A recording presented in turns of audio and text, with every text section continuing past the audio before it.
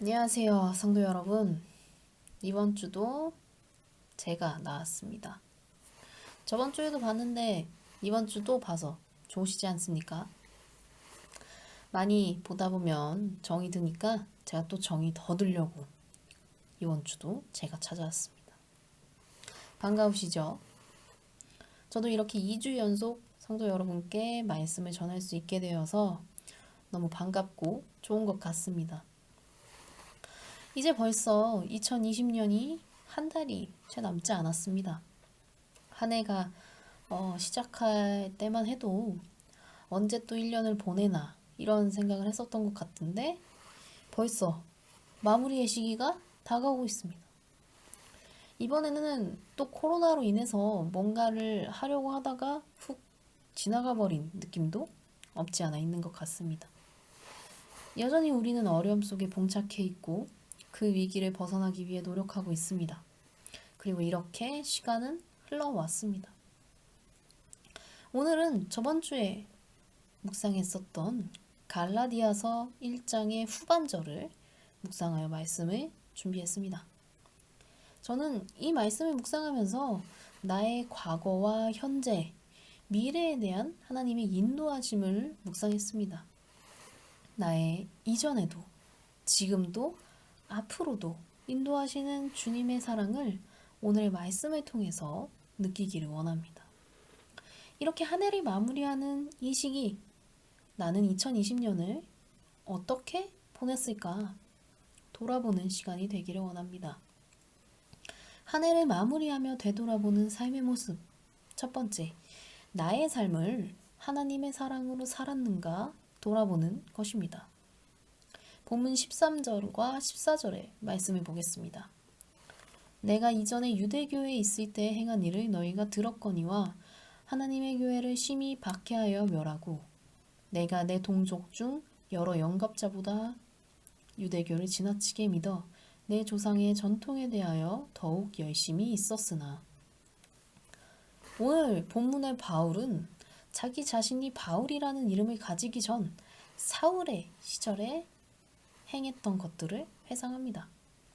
그리고 그 회상을 통해서 주님의 인도하심에 대한 삶의 고찰을 보여주고 있습니다. 아니 무슨 소리야? 나는 하나님 잘 믿으면서 하나님 믿는 사람 박해한 적이 없는데 라고 생각하실 수도 있을 것입니다.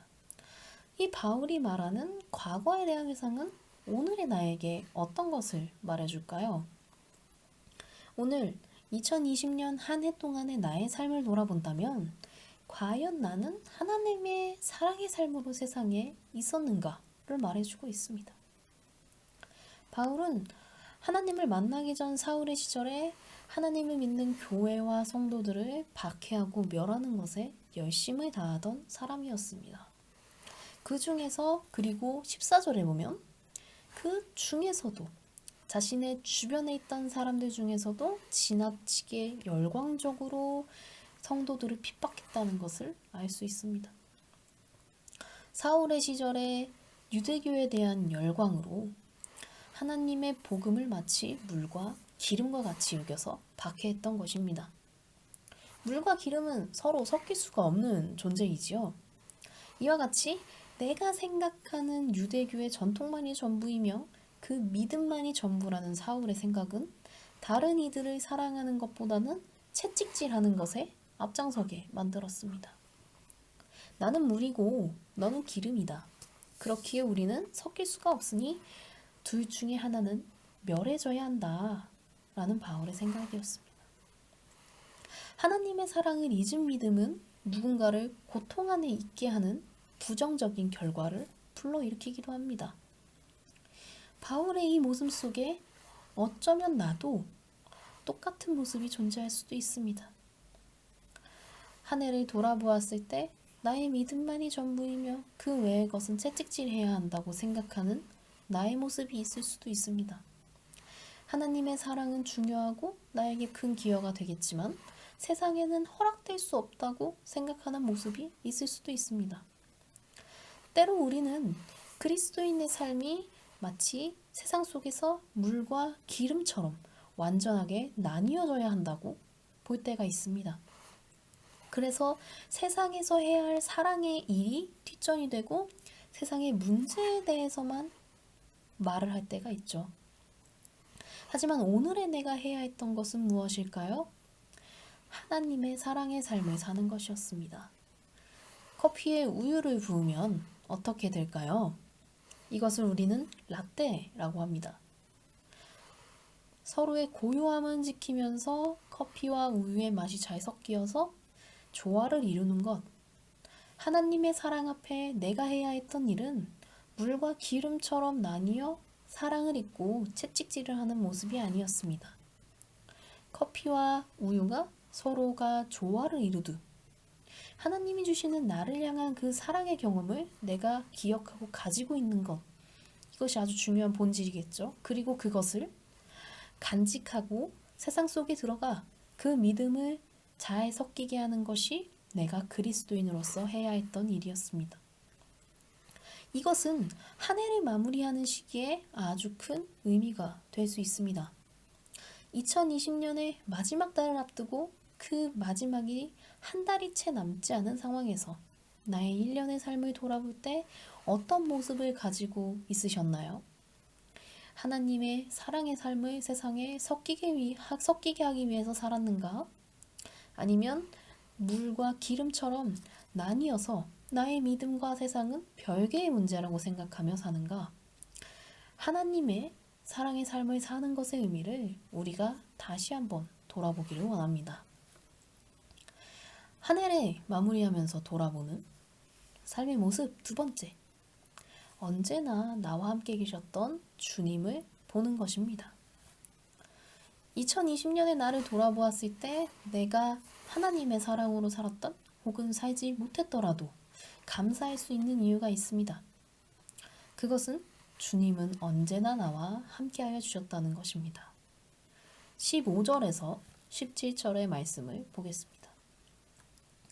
그러나 내 어머니의 태로부터 나를 택정하시고 그의 은혜로 나를 부르시니가 그의 아들을 이방에 전하기 위하여 그를 내 속에 나타내시기를 기뻐하셨을 때에 내가 곧 혈육과 의논하지 아니하고 또 나보다 먼저 사도된 자들을 만나려고 예루살렘으로 가지 아니하고 아라비아로 갔다가 다시 다메섹으로 돌아갔노라. 1년의 삶을 돌아볼 때 아쉬운 일도 있고 기쁜 일도 있습니다. 그리고 어려운 일도 있습니다. 그리고 지금까지도 영향을 주고 있는 일들이 있습니다. 그 안에서 참 감사한 것은 주님은 나의 과거의 모습에 모든 것을 결론 내시지 않는다는 것입니다. 바울은 말합니다.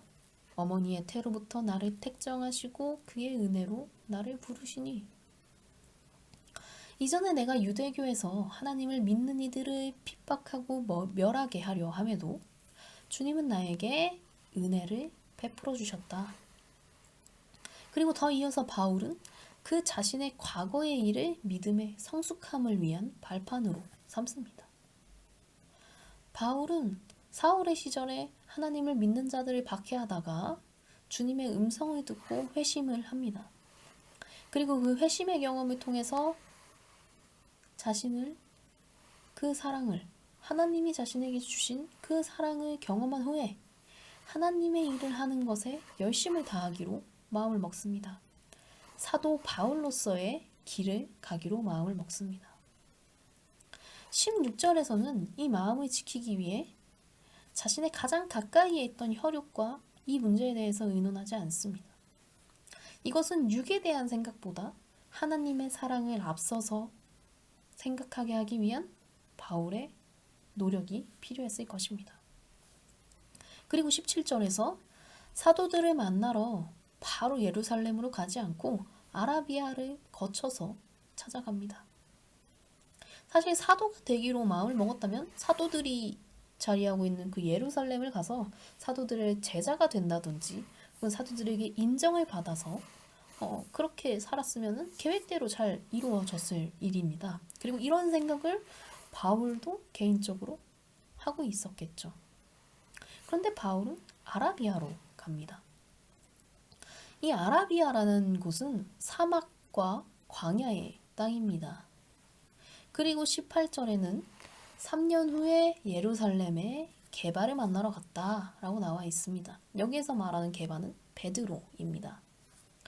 바울은 3년의 시간 동안 황폐한 땅 안에서 하나님과의 개인적인 관계를 위한 일에 힘썼다는 것을 보여줍니다. 그리고 그 안에서 하나님의 성령의 역사를 경험한 것을 이야기합니다. 광야에서 육의 것을 버리는 과정, 그리고 하나님과의 개인적인 교제의 시간을 통해 바울은 모든 순간순간마다 계셨던 하나님의 사랑을 이야기하고 있습니다. 그리고 그것을 누렸습니다. 그리고 더 나아가서 그 사랑으로 자신이 변화되는 과정을 고백합니다. 이 바울의 고백은 오늘의 나에게도 참 큰 은혜가 되는 내용입니다. 1년간의 삶을 돌아보았을 때 내가 누군가를 채찍질하려고 했었던 때가 있었을 수도 있습니다. 또 하나님의 일을 하기 위해 열심히 다했던 나의 모습도 있었을 것입니다. 믿음의 생활을 위해서 1년간 열심히 노력했던 모습도 있었을 것입니다. 신앙생활을 위해 하나님의 사랑을 기억하기 위해 육의 것과 투쟁하던 때도 있었을 것입니다. 사막과 광야에 있는 그런 어려움과 같은 속에서 버텨야 하던 때도 있었을 것입니다. 지금 이 순간도 여전히 우리는 사건과 문제 속에 자리하고 있습니다. 그런데 한 가지 확실한 것은 주님은 이 모든 순간순간마다 나에게 사랑 없이 있게 하지 않으셨다는 것입니다. 언제부터일까요? 내가 주님의 사랑을 모르던 때, 채찍질 하던 때는 계시지 않았을까요? 믿음 생활을 열심히 할 때만 나를 사랑하셨을까요? 오늘의 성경은 말해주고 있습니다. 내가 태어나기 전부터 이미 우리를 선택하시고 사랑하셨다는 것을 말입니다. 하나님은 나를 뱃속에서부터 사랑으로 인도하셨다고 말씀하십니다. 핍박의 대명사 사울이 사도 바울로 변화하는 그 사랑, 이것은 바울만이 누리는 특권이 아닙니다. 오늘의 나에게도 주님은 늘 그 사랑을 주시고 계십니다.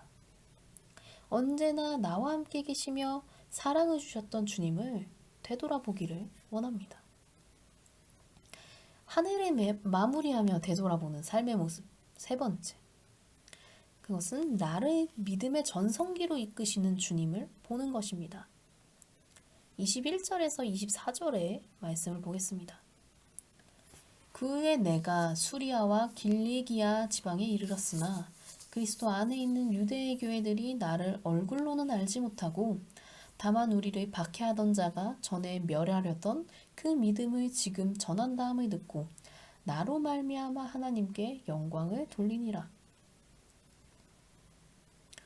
사울로 활동하던 그 바울의 모습, 바울은 사울이던 자신의 과거가 하나님의 사랑을 전하는 삶으로 변한 것이 하나님의 영광이 되는 것에 기뻐합니다. 이것은 하늘을 되돌아보는 것에서 그치지 않는다는 것입니다. 그 되돌아봄 속에 하나님의 사랑을 누리면 그것이 하나님의 영광을 나타내는 일로 변화될 수 있다는 것을 보여줍니다. 희망을 주는 말씀인 것입니다. 2020년 한 해를 살면서 나는 어떤 삶을 살았는가?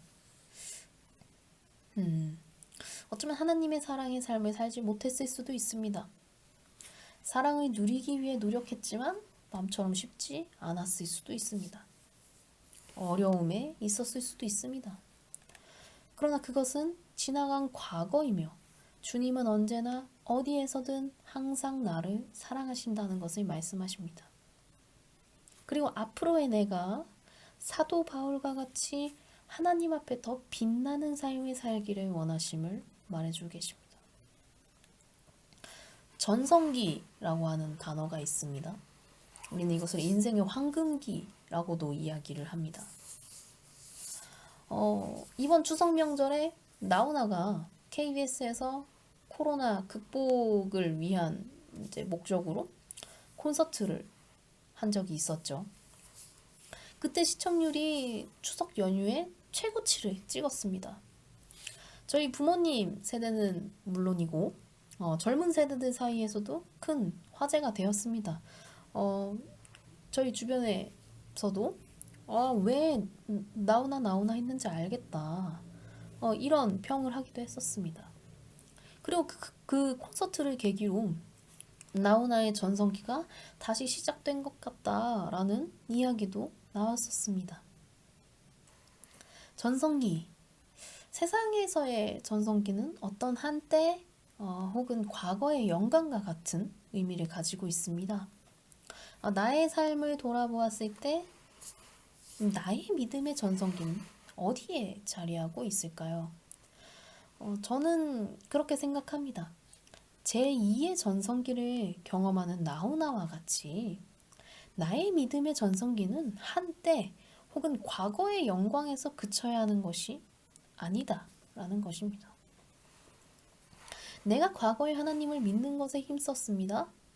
내가 2020년 초반이나 중반까지는 주님을 잘 믿고 따랐다 하더라도 지금의 내가, 오늘의 내가 그 믿음을 지키지 못하면 그것은 하나님께 영광을 돌릴 수가 없다는 것입니다. 주님은 내가 살아온 인생이 어떻든 간에 그 안에서 하나님의 사랑을 매일매일 항상 경험하기를 원하십니다. 그리고 더 나아가서 과거의 전성기에 머물러 있는 것이 아니라 오늘 이 순간 매일매일이 하나님의 영광을 위한 나의 믿음의 전성기이기를 원하십니다. 이것은 하나님의 힘과 권력을 나타내기 위한 그런 주님의 의지가 아닙니다.